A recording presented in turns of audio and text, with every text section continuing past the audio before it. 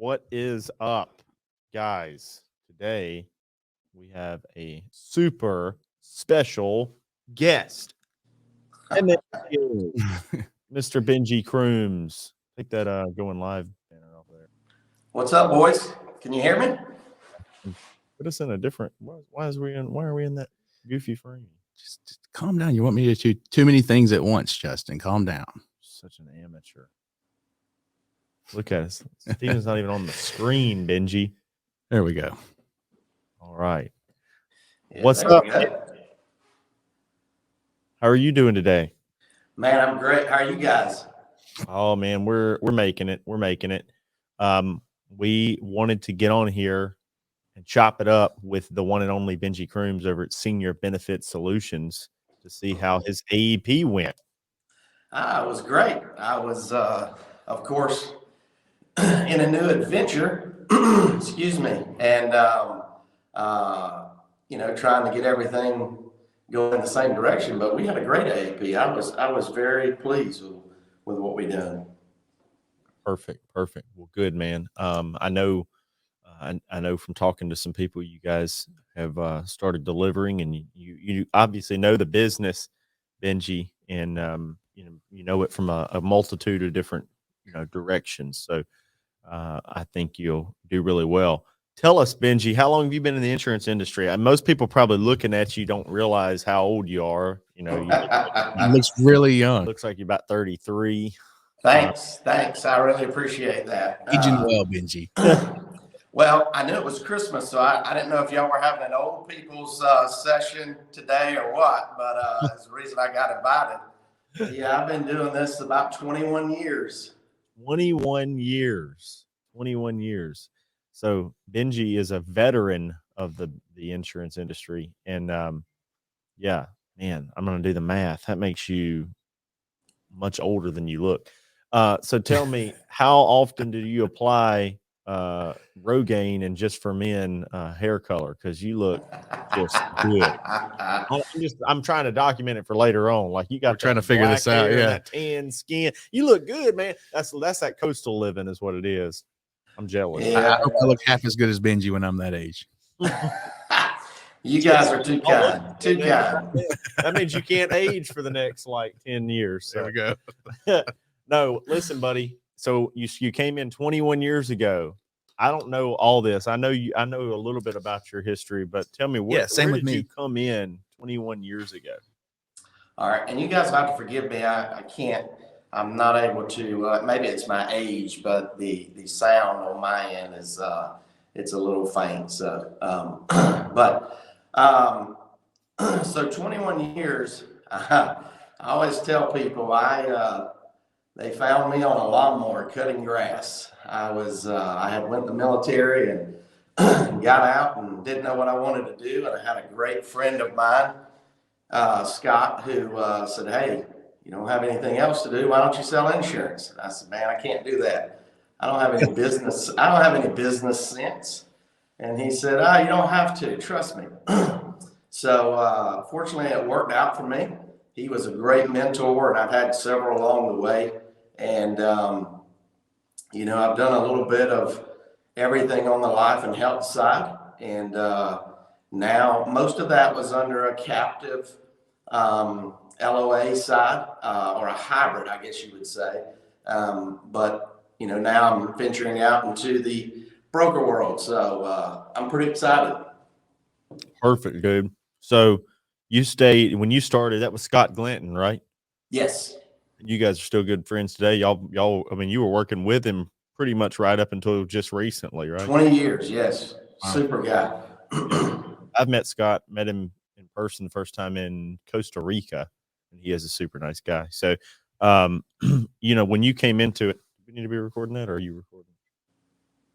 That's good. Never mind. Sorry. Technical thing. We're like a married couple. We just bicker about this stuff. So, but hey, so when you started, was that at One Life originally?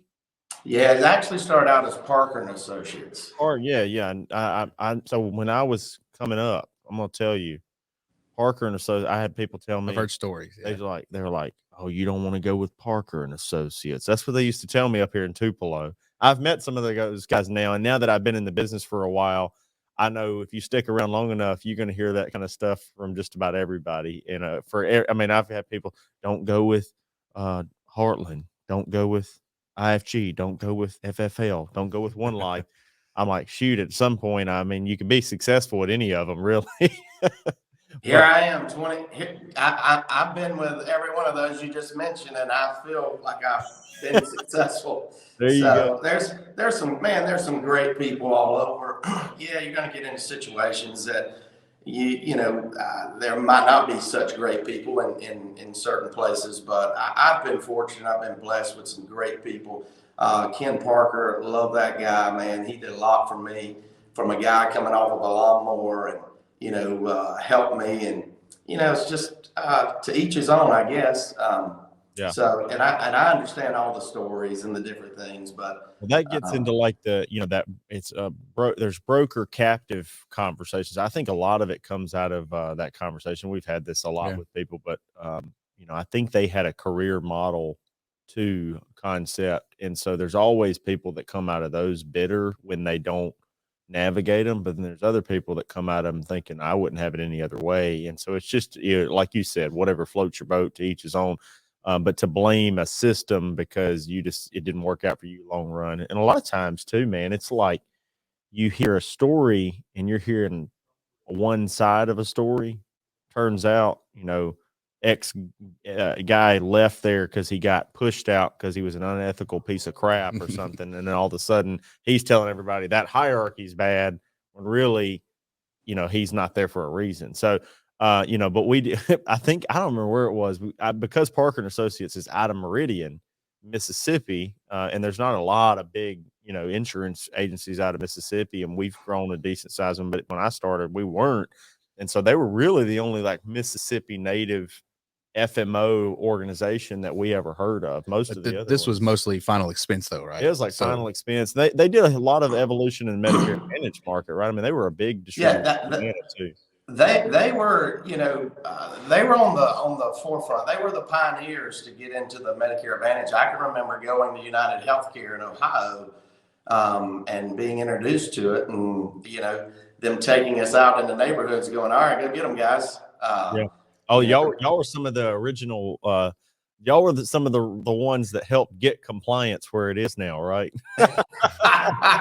Well, I don't know if y'all is the correct word, but that generation, that was it was pretty much everybody back then, because you could tombstone riders. We had my dad was a decent med sup agent back then, and Medicare Advantage first came out, and he wrote some. I can't remember the name of some of the early plans here, but when he would say, he's telling us these GD agents are knocking on my clients' doors, telling them they can get their same med sup for free. So that's right.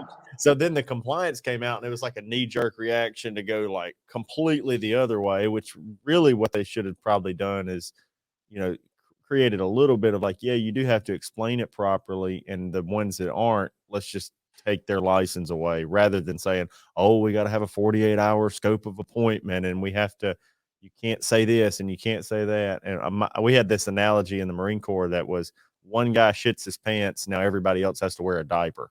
Right. And that's kind of what made it bad for all of us now. And 18 years later, here we are still going through some of the same stuff. Yeah. And if they peeled it back, a little bit at a time, and now it's a different thing. What's happening is call centers are going to end up, I think, making us have to go through another era of extreme regulation, because the government doesn't know how to do anything but have a knee-jerk reaction to, bad apples. Rather than punish the bad apples, they're going to create more issues for us. And maybe they won't, but it does seem like it's coming. Yeah, I really think it's coming. You're going to see another crackdown. They're going to make examples out of people, and then it'll run some people out of the business because they don't like the laws and the rules and the different things, which can be good. But I think it's coming. And I have one of my best friends in the industry, Eugene Marchenko, and he has a good practice with Filipino telemarketers. But the Pakistani style telemarketing that some of these groups are doing, and the bad one, I think it's unfortunate for some of the ones that have used good VAs, that it seems necessary to me to make it like illegal for an agent to have a call originated outside the country. I think that, to me, and maybe I'm biased because we don't do a lot of it, but the problem is the Pakistani ones this fall were worse than anything any Joe Namath commercial ever did. Joe Namath commercials created like confusion, and then they started reaching out to agents galore, and then some of those call centers were probably not doing the best job. But this Pakistani stuff, man, I got into a call center algorithm on my phone, and I'm not shitting you, Benji. I was getting 30 calls an hour from these telemarketers, and I was like, how are these old people going to cancel their phone? It was pretty ridiculous. I mean, it was stupid. The Robo Killer app tip was good. Oh yeah, we all appreciate that. Yeah, my Robo Killer clients appreciate it too. Yeah, my Robo Killer's doing like this. Has Karen say that's something we try to train our guys on. Get them to store your number in the phone and download that damn Robo Killer app, because there's an automated responder on there. You can put them up. There's one called the Karen, and she says, whoa. Who is this? How did you get this number? And she starts going into that. I've had some great recordings from that. So I'm digging the Robo Killer. She runs them through the ringer, but yes, saving your number, encouraging them to download that app will preserve your business for sure. Yeah. But that Pakistani stuff, that's going to cause that's way worse than anything any door knocking agents might have done back in, early 2000s. But anyway, here we are. We have to navigate compliance. It's their world and we live in it. Right. So, we're in kind of for people that don't know, that are coming into the business right now, it's a great time to be in it, because, as much as they want to complain about the telemarketers, the Joe Namath ads, or all that, there's tons of confusion. There's more people than ever turning 65. There's more plan availability than ever. There's new counties all the time, new rules that make it easier to write business. And the compliance, honestly, is at an all-time low for a long period of time. So people that are complaining about that as a reason they can't do it, asking for more compliance, it is easier now to get business than it has been my entire time in the business. Yeah. So. I'm super excited, just as you are, moving forward. 2022 is going to be huge for us, and I'm sure for you guys, but because I do believe it's one of the best times to be in this business. My son he'll be graduating college here in a few months, and he'll be trying to figure it all out. But I love to bring in the new people, take them really through, nice train them, man, show them how to do business. I met your son, Benji. He's a really nice young man. I met him in Atlanta at the AEP kickoff. Really nice guy. He is going to be the future of senior benefit solutions. I appreciate you saying that. It took a lot of weapons. Yeah. Well, it honestly speaks volumes to you, though, because I know a lot of people who have successful practices and their kids turn 18 and they don't want anything to do with it. And my kids right now, well, at least my son, that's all he says all the time is he's going to come and work for us. So I hope I can keep him in that headspace, because I do want him to work with us, And, but Justin, this business has provided for you and myself things that we probably would have never gotten on the outside of it. And most kids, they wake up and they dress up like firemen or whatever it may be, but nobody dresses up like an insurance salesman. And mine, he's gotten a chance to see the luxuries that we've been provided for hard work and being in this business. And he has said from the beginning, I'll go to college because that's what you want me to do, but I'm not, the only thing I'm going to do is sell insurance. So. Yeah, I tell you what, man. Speaking of, my son, Brad Hannon has a shirt that he gives away. It says "Insurance Sucks" across it, and I took one home and I wore it home from a trip. I got home, and I'll tell you what, my son was the biggest defender of insurance. He's like, "Insurance sucks, but Dad, that's what you do, Insurance is good. It helps people." That's what he's like, and how many kids are there out there that are 11 years old? They're like, insurance is amazing. What are you talking about? Look at the life we have. It's like, hey, this isn't caution green. This is an attention grabber. Yeah, Okay. that's what I told him. I was like, hey, no, but it does suck. We make it better. That's the point. I had to explain that to him. But no, so somebody here is asking you and asking us, what is your biggest struggle when you're hiring someone, and where do you look for new hires? This is a great question. I get it all the time. But I'm going to ask you, Benji, as you guys are looking for people and as you've been involved in bigger organizations that are looking for people, do you think there's one practice that works better than another, or is it just kind of like looking everywhere, always be looking and always be hiring and recruiting? I love your saying, Justin. A little bit of it all works. Yeah. A little bit of it all works.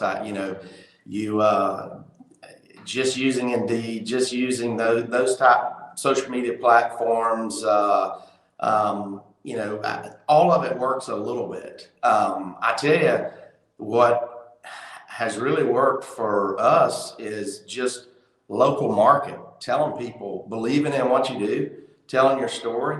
I was at a dinner last night. I had two people come up to me and go, I know you're hiring. Would you interview me? And I'm sure. So, you get your name out, and fortunately I've been with you guys now a little bit, and our name is getting out there, and people are finding out that we're in town now. And I've had several people call me, but I throughout the years, one of the things that I've done is if I go eat lunch, I do it strategically. I'm going somewhere that I can look for a waiter or waitress or a manager, whatever it may be, that I can find, and I sit and I watch, and my kids, it's so funny over the years now, when we go to dinner, our waitress will come and take the drink order, and the never fails. One of my three kids are going to say, Daddy, could he or she do it? Do you think they would qualify? And we go through go through all the details of why they would or why they wouldn't, and we leave a card or what. I mean, there's so many ways that you can recruit. Being with Scott over the years, I'll say this, probably one of the best recruiters that I've ever been around, taught me a lot, but there was not many places that we traveled that we were not talking to somebody.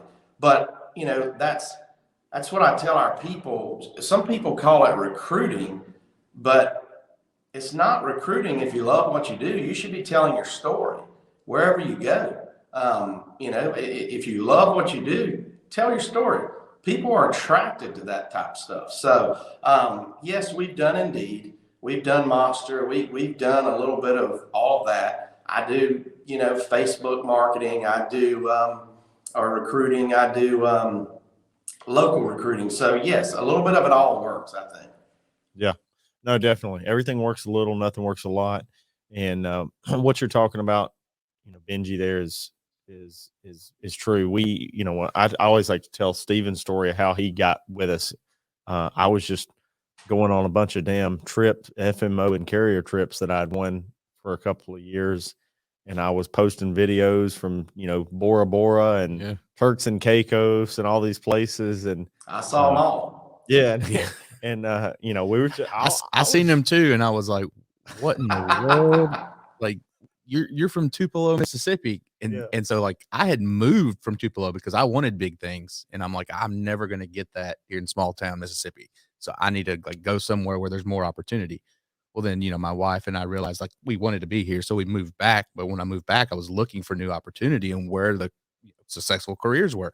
And I'm seeing this guy fly over the world. He's younger than I am. I'm like, what is going on here? Like, what do you do?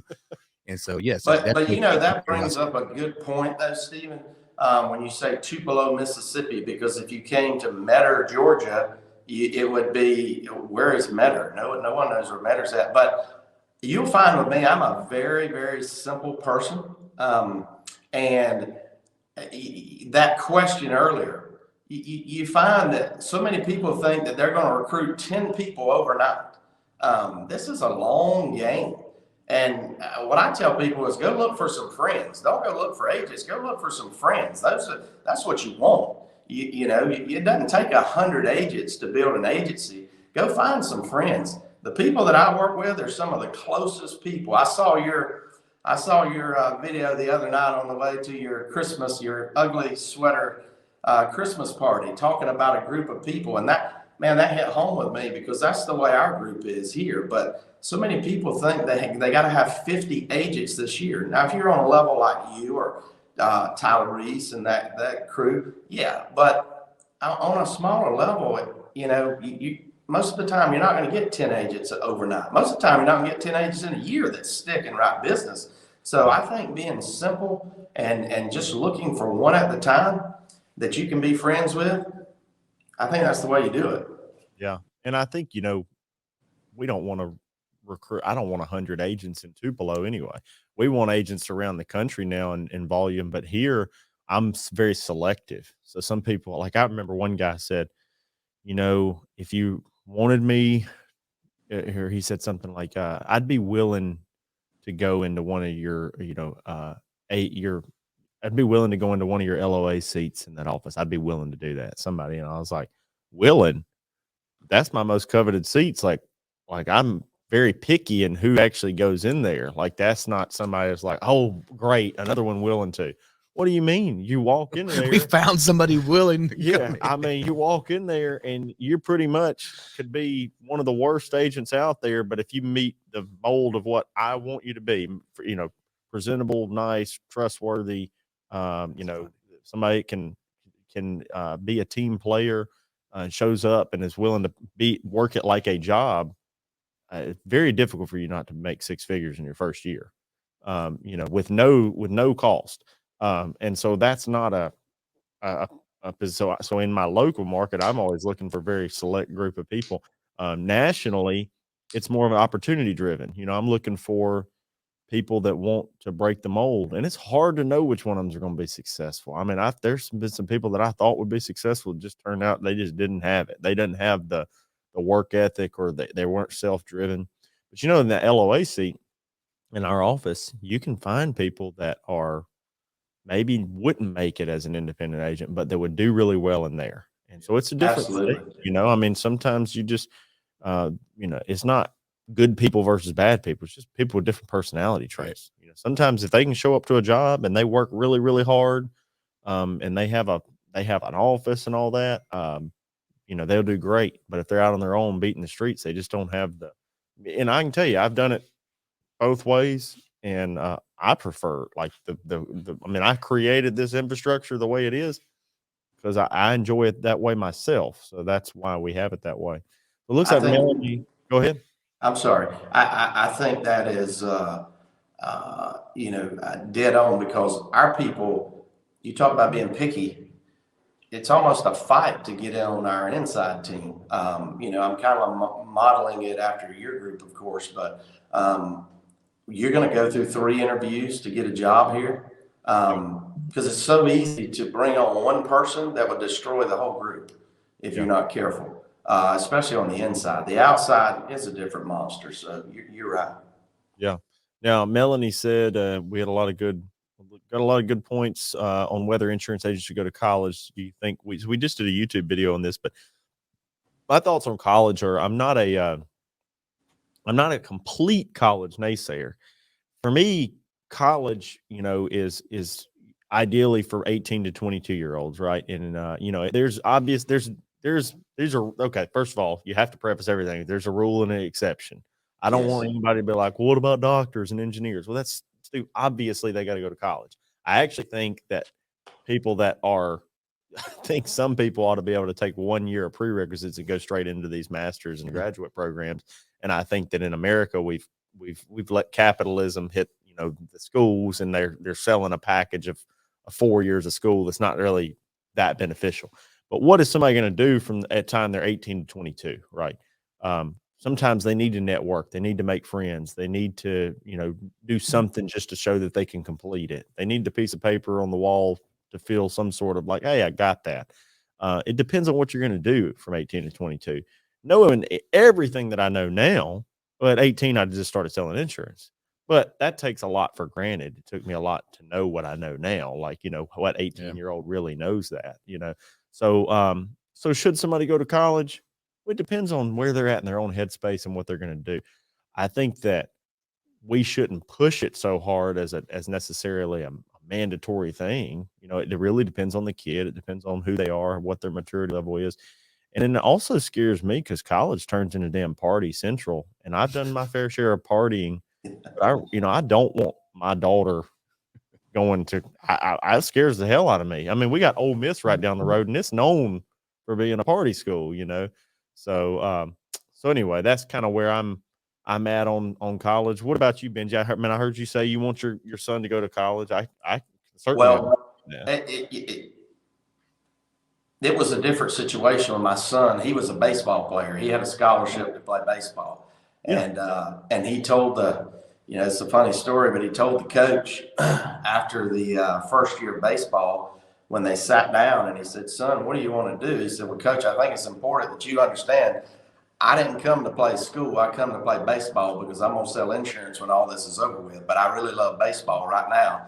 And when I'm done with baseball, I will go and sell insurance." But so my son was a different case. He loved baseball, had a scholarship. My daughter, she's a marketing major, and that was important to me, running a business, because I felt like, honestly, she would come in one day and go out to the Brock Enterprises and learn and come back and be able to teach me. Because remember, I'm the old guy. We didn't have all this stuff back in the day. So now I'm having to piece it together and learn it early mornings and late nights. So as far as college goes, though, it's, as you say, it's not for everybody. It wasn't for me. But, according to what you want to do, I agree. Yeah.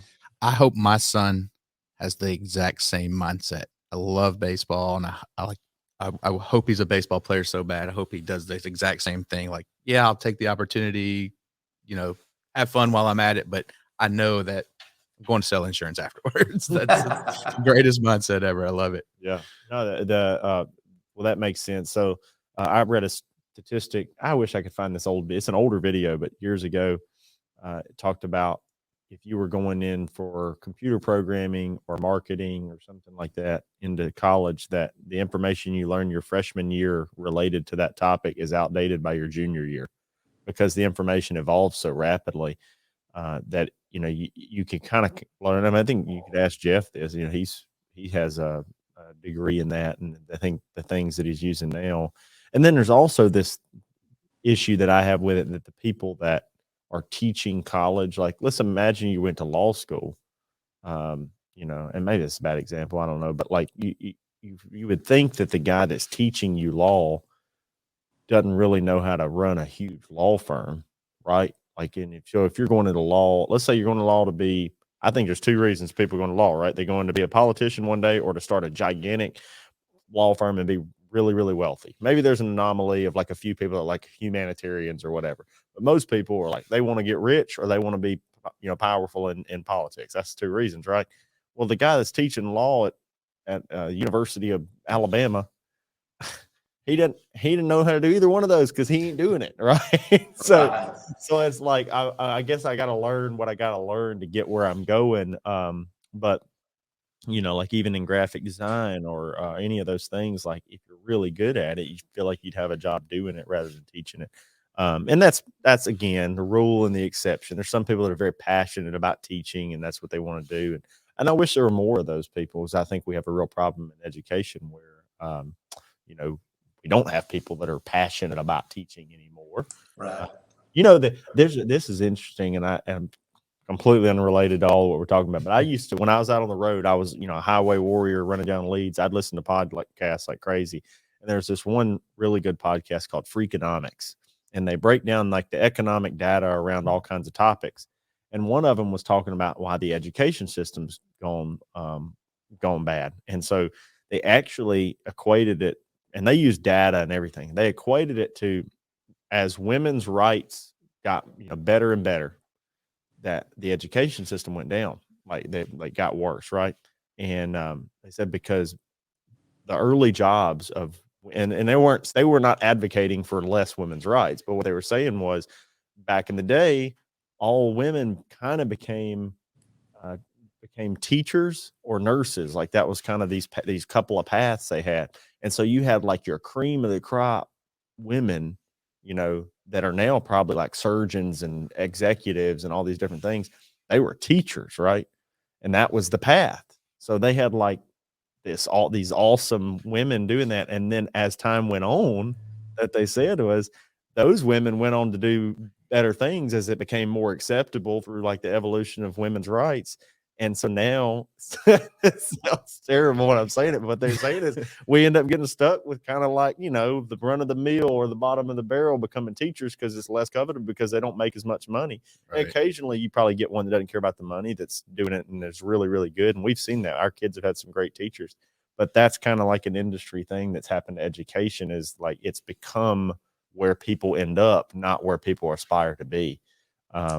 So anyway, that's that. And that kind of goes along with my feeling on education as a whole is like, I don't think it's particularly useful unless it's better that you spent your time there than where you were going to spend it. If you're going to go work at a factory from 18 to 24, then go to college. Yeah, go to college. Instead. But if you're going to get a job working for Benji in his office or working with us or working for some insurance company or working for pretty much any corporation and really learning the ins and outs of an industry, 4 years of learning an industry is much more valuable in my opinion. Now I'm not talking about being a lineman in a factory. I would never tell somebody to go learn that, and that you ain't learning the industry. You're learning how to put cheese on a piece of bread.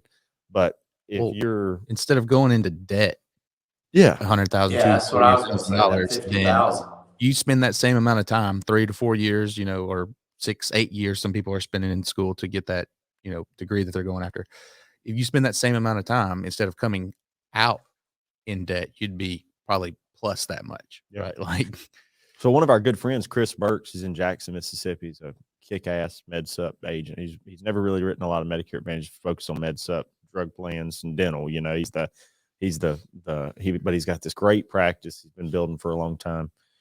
We've been friends with him for a long time, and he worked his way through his MBA program selling insurance. Somebody got him in to selling MedSups. He was just running leads, rewriting MedSups back in the Philadelphia American gold rush of MedSup. They were taking everything. Commissions were lower, but he was just out doing that at night, working on his degree, got his MBA, everything. Then he just kept selling MedSups because it was going so well. So the MBA is just kind of like a piece of paper above the toilet now, But and he'll tell you he learned more about people and life and everything selling the MedSups to work his way through the MBA program than he did in the MBA program. I've got that same story with a guy who I found he was managing Walgreens, and he came into our call center. And I didn't know it at the time, but this guy was probably one of the hardest workers I've ever seen. Wow. Yeah, over and above best salesperson. But he finished his degree online while working, paid for it in cash, no debt, has a degree, probably not using it. Well, I know he's not using it because he's in the insurance business. So same thing. You can do it. Yeah, we did. I got mine on tuition assistance. I got it for free while I was in the Marine Corps on active duty.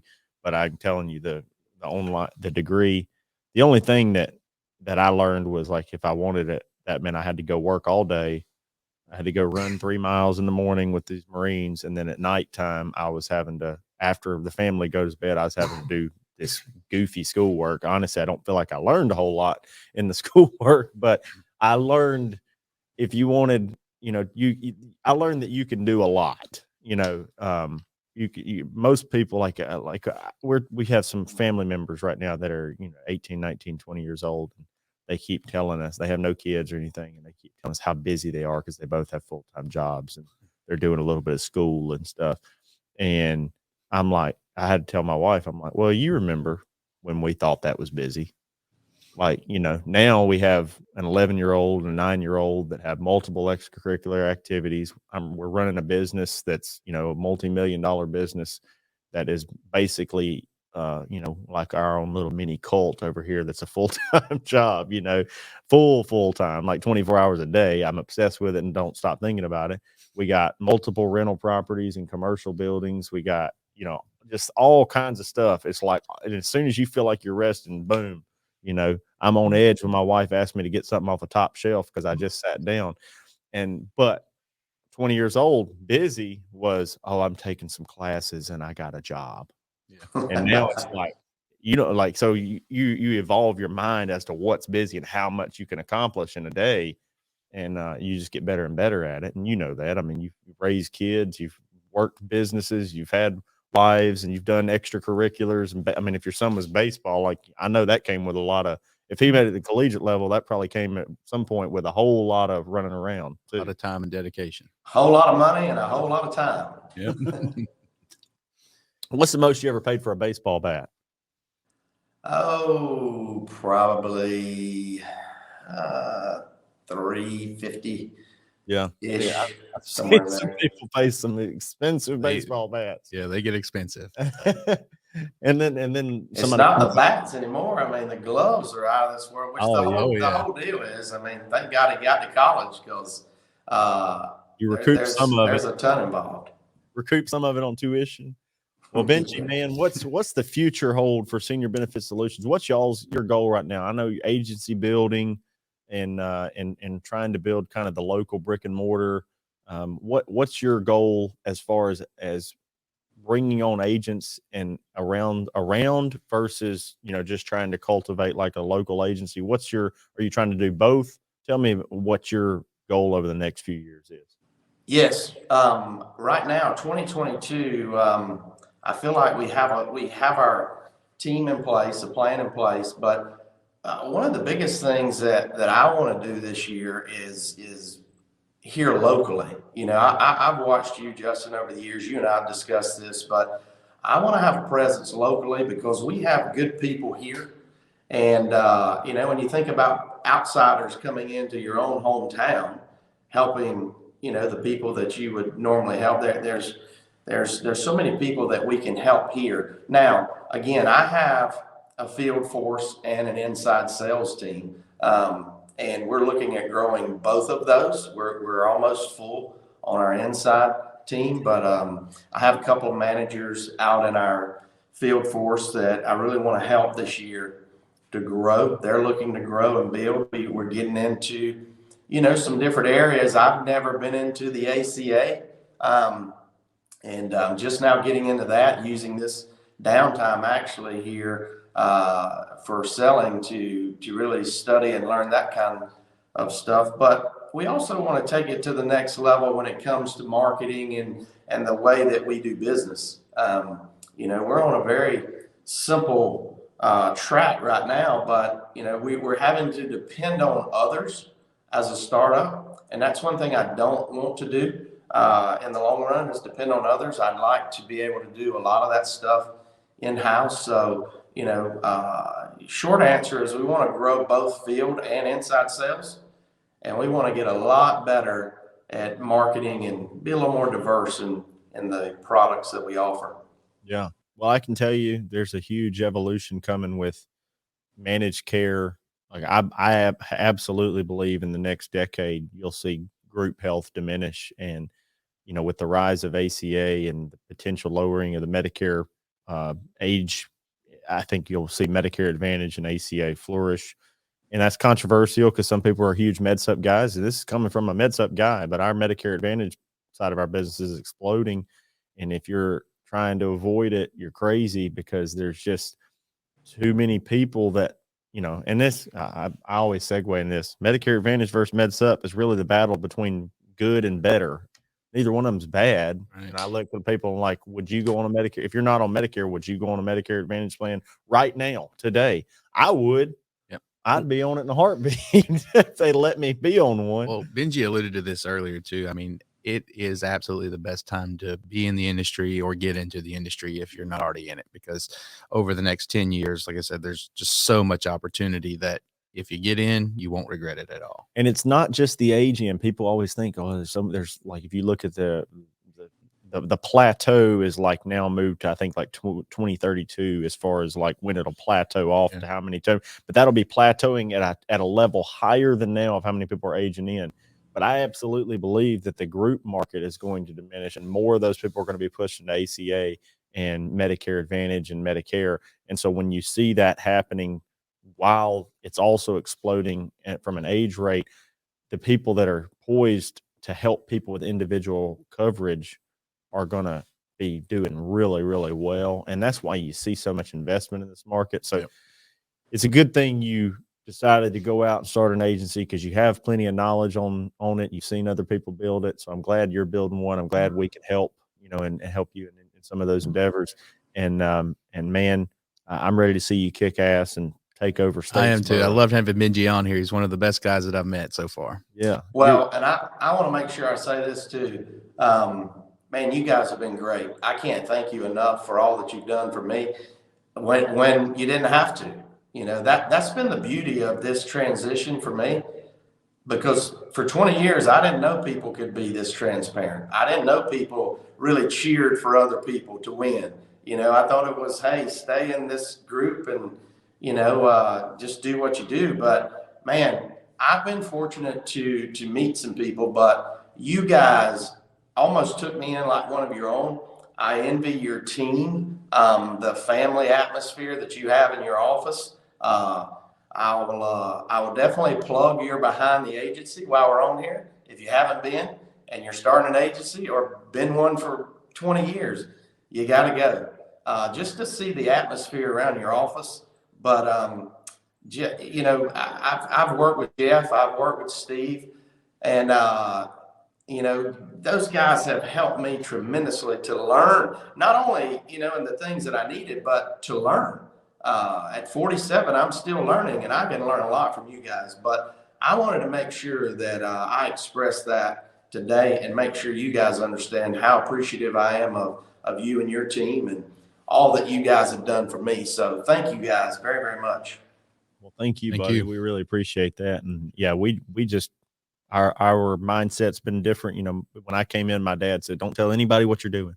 Right. Don't tell people we're running TV ads." I'm like, "Dad, they see the TV commercials." Like it ain't it ain't like it ain't an algorithm. Like, there's you cut a 30-second spot and you pay to throw it up there. But we just haven't been that way. Yeah, I say kudos to the Russell Brunsons and the Gary V's of the world that we're always preaching thank you economy and put positive stuff out there in the atmosphere and help people to any avail, and we'll prosper. And so far that's been very, very true. I mean, there's been some people that have tried to take advantage of that, but it has paled in comparison to the prosperity we've had and the relationships we've built. Most people are good, and most of our relationships are very, very important to us, and we really enjoy them. So Yeah. we appreciate you being one of them, buddy, and we appreciate you being on here. And if people wanted to reach out to you and potentially join your in-house team or your agency, or work with somebody that we endorse as being one of the good guys out there, one of the really good guys, how would you want them to get in touch with you? Well, there's a couple of ways. Of course, you can call me, but Facebook under my name, Benji Crooms, and then of course our business page at SB Solutions INS on our Facebook. So love to talk with you. Call us. And Benji has a site, a really beautiful website. Top of the line. Yeah, beautiful. It's a consumer-driven website, but if you needed to, you could go through there and it's you just Google Senior Benefit Solutions, Metter, Georgia, and boom, he's up there. You can submit a request through there too, just so you can see how sexy that website is. Yeah, I sit around and gaze at it all day. It's so beautiful. That's Jeff. That was Jeff. All right. Well, buddy, we appreciate you being on here. We hope you have a great Christmas and a wonderful 2022, and we'll see you soon. Hey, thank you guys. Merry Christmas. Thanks, Merry Benji. Christmas. Enjoyed it.